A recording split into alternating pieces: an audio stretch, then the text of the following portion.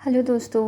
Actually मैं आज कुछ देख रही थी तो मुझे अपने नोट्स में कुछ मिला। मतलब ये पता तो था बट ऐसे रियलाइज़ नहीं होता था। आप लोगों ने वो स्टोरी सुनी है, monk who sold his Ferrari? I guess मतलब मोस्ट ऑफ़ यू किसने सुनी होगी, बहुतों ने पढ़ी भी होगी। वैसे मैंने पढ़ी तो नहीं है बट हाँ, मैंने सुना है उस ऑडियो बुक को। उसमें कुछ वो गार्डन वाली कहानी ना, गार्डन फूल आपके गुड थॉट्स को रिप्रेजेंट करता है, समथिंग जो भी वो कहानी है। ठीक है। तो मैं हर बार सोचती थी यार, मतलब हम लोग मतलब 50-60 हज़ार रुपये मिल जाए महीना, दैट्स इट, उसके लिए मतलब बिल्कुल लगे पड़े हैं। और क्यों कोई व्यक्ति मतलब सब कुछ छोड़ छाड़ के, अपनी फ़ेरारी छोड़ के, अपना पूरा बंगलो छोड़ के, अपना प्राइवेट जेट भी बेच देता है वो, और उसके बाद मतलब वो ऐसा क्यों करता है? अच्छा, तो एक आंसर इसका एथिक्स में छिपा हुआ है। ठीक है। ये एक देखो, आप सब पढ़ोगे अभी से एथिक्स में, या पढ़ लिया होगा बहुत से लोगों ने। ये है मैस्लोज़ हायरार्की ऑफ नीड्स। ठीक है। अभी इसको मैं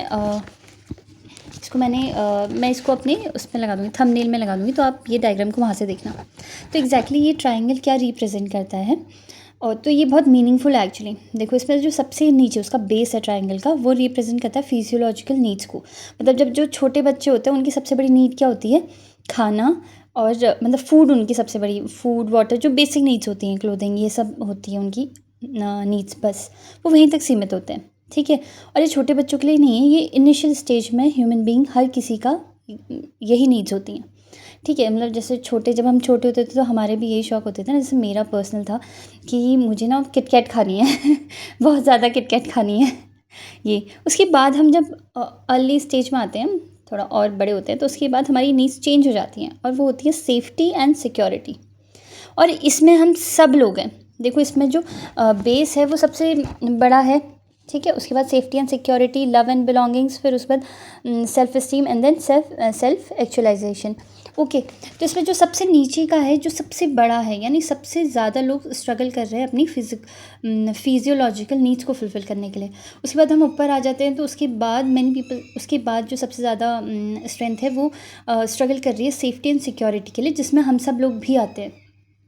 उसके बाद एक स्टेप ऊपर, जब हम सबकी जॉब वॉब लग जाएगी, तो उसके ऊपर आते हैं लव एंड बिलोंगिंग्स। उसके बाद हमें अच्छे गुड रिलेशंस चाहिए अपनी लाइफ में। ठीक है। फिर हमारा जॉब नहीं चाहिए, हम गुड रिलेशंस, हम चाहते हैं हमारे रिलेशंस अच्छे हों। ठीक है। वेदर इट इज़ मैरिज और मम्मी पापा वाला रिलेशन, कुछ भी। ठीक है। उसके ऊपर क्या आता है? उसके ऊपर आता है सेल्फ इस्टीम। हमने देखा ना कि मतलब सभी लोग एक स्टेज में ये फील करते होंगे, इवन हमारे मम्मी पापा भी वो छोटी सी बात को इतना करके पढ़ाते कि हमारे बच्चे ने 10 में से 10 नंबर लाए, तो वो मतलब उसको बहुत बड़ा करके बताते हैं, दे आर प्राउड। तो वो सेल्फ इस्टीम वाली वो एक एज है, वो एक स्टेज है नीड की। उस टाइम में उन्हें ये चाहिए। ठीक है। मतलब शर्मा जी बता रहे हैं कि शर्मा जी के बेटे ने इतना अच्छा काम कर लिया, वर्मा जी बता रहे हैं कि वर्मा जी के बेटे ने इतना अच्छा काम कर लिया। तो इट्स देयर नीड। ये एक स्टेज है, एक हायरार्की या नीड की। ठीक है। सेल्फ इस्टीम, इस सेल्फ इस्टीम में हम मतलब होते हैं ना, फूफा जी मामा जी बता रहे हैं हमने इतना बड़ा बंगलो ले लिया, या हमारे इतनी बड़ी कार है, और समथिंग समथिंग। ठीक है। तो ये सेल्फ इस्टीम उस टाइम की नीड है। और उसके बाद सबसे ऊपर स्टेज आती है, वो होती है सेल्फ एक्चुअलाइजेशन। ठीक है। आप इस मैस्लोज़ हायरार्की ऑफ नीड को आप अपने इंटरव्यू में जब सक्सेस को आपको डिफ़ाइन करना हो, तब आप इसे यूज़ कर सकते हो। ठीक है। कि हमारी जो सक्सेस है वो एक्चुअल में कोई एक पर्टिकुलर गोल नहीं है, वो हर स्टेज में चेंज होती है। ठीक है। मतलब अभी जो व्यक्ति सिर्फ जॉब को अपनी सक्सेस देख रहा है, कुछ टाइम बाद, 5-6 साल बाद या 10 साल बाद, वही व्यक्ति गुड रिलेशंस को अपनी सक्सेस मानेगा, और उसके 10 साल बाद वही व्यक्ति अपनी अचीवमेंट्स को ही अपना गोल मानेगा। ठीक है। और उसके बाद कुछ टाइम बाद वही व्यक्ति जब बूढ़ा हो जाएगा, तो ना उसे अपनी कुछ अचीवमेंट्स कुछ दिखाई देंगी, और ना ही उसे सेफ्टी सिक्योरिटी के बारे में वो सोचेगा, बस नथिंग, दिस नथिंग। वो सेल्फ एक्चुअलाइजेशन में आएगा। और इसका देखो आप, ये ट्राइंगल है, बेस सबसे चौड़ा है, और टॉप सेल्फ एक्चुअलाइजेशन सबसे वो अपेक्स है ना, पीक, तो सबसे कम है। मतलब उस स्टेज में कम लोग जा पाते हैं। ये जो इस ट्रायंगल में इसको इसलिए बनाया गया है, इसका कहने का मतलब है सबसे ज़्यादा लोग नीचे फिजियोलॉजिकल नीड्स पे स्ट्रगल कर रहे हैं, उसके बाद सेफ्टी सिक्योरिटी में स्ट्रगल करते हैं, फिर उसके बाद कुछ लोग आगे बढ़ के लव एंड बिलोंगिंग्स में जाते हैं, फिर उसके बाद कुछ लोग सेल्फ इस्टीम में जाते हैं, और उसके बाद वेरी फ्यू पीपल जो है वो सेल्फ एक्चुअलाइजेशन तक पहुंच पाते हैं, ठीक है। पर्पस ऑफ लाइफ क्या है, क्यों है। तो जो मॉन्क जिसने अपनी फेरारी सोल्ड कर दी थी मेरे ख्याल से वो he was around self esteem, वो अपने सेल्फ एस्टीम के उस स्टेज को क्रॉस कर चुके थे, तभी वो सेल्फ एक्चुअलाइजेशन पर आए। तो अगर हम ऐसा सोच रहे हैं ना कि यार नहीं, पढ़ाई वढ़ाई नहीं करते हैं और कुछ नहीं करते हैं, अरे क्या ही रखा है पैसे में लोग अपनी फरारी बेच के जा रहे हैं, तो नहीं, तो वो हम उसे सक्सेस के तौर पे नहीं देख सकते। वो भागना है, हम अपनी परिस्थितियों से भाग के ऐसा करेंगे, ठीक है। तो अगर आप सेल्फ एक्चुअलाइजेशन तक जाना चाह रहे हैं, मतलब अगर आप चाहते हैं, तो पहले आप ये स्टेजेस क्रॉस करिए। आप उस चीज़ को छोड़ेंगे तब ना, जब आप उस चीज़ को पा लेंगे, ठीक है। तो इसलिए हमें पहले अभी फिजियोलॉजिकल नीड्स हमारी पेरेंट्स हमारी पूरी कर रहे हैं, और मोस्टली हम में से बहुत से लोग अपनी फैमिली की रिस्पॉन्सिबिलिटीज़ भी ले रहे होंगे। उसके बाद सेफ्टी सिक्योरिटी में मतलब हम सब लोग अभी हैं। उसके बाद हम लव बिलोंगिंग्स मतलब गुड रिलेशनशिप्स में एंटर करेंगे, विच इज़ इक्वली इम्पॉर्टेंट, और एक टाइम में वही सबसे इम्पॉर्टेंट चीज़ हो जाएगी आपकी लाइफ की। उसके बाद सेल्फ इस्टीम, और उसके बाद self actualisation.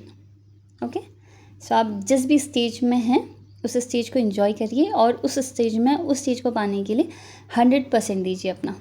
Okay okay, so thank you, this is it for today. बस मुझे आई फील लाइक कि मुझे शेयर करना चाहिए, मुझे बहुत अच्छा लगा ये कंसेप्ट।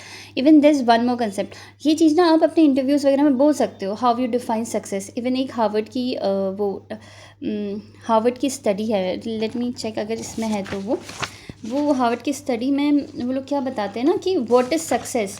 ओ हाँ, सी, एक Harvard study on adult development, ये आप लोग देखना, ये आपको इंटरनेट में मिल जाएगी, ये मैंने अपने उसमें लिखा हुआ है, देखो यहाँ पर को लिखा है ना ये।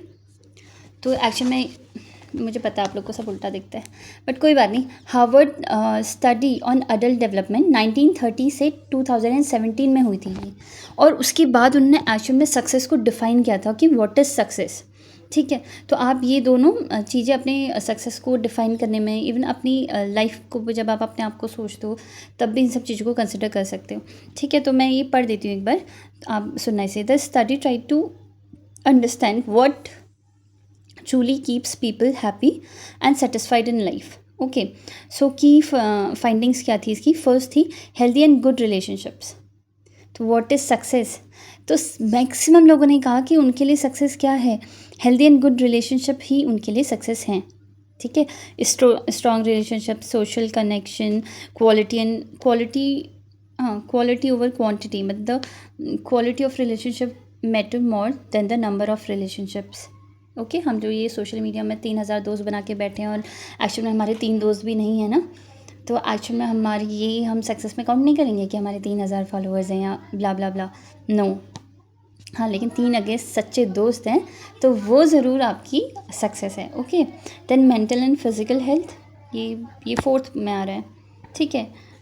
Okay, so you can mention this study too. Okay, ये आप अपने उसमें मेंशन कर सकते हो, how you define success in your life में। चलो ठीक है, थैंक यू, बाय बाय।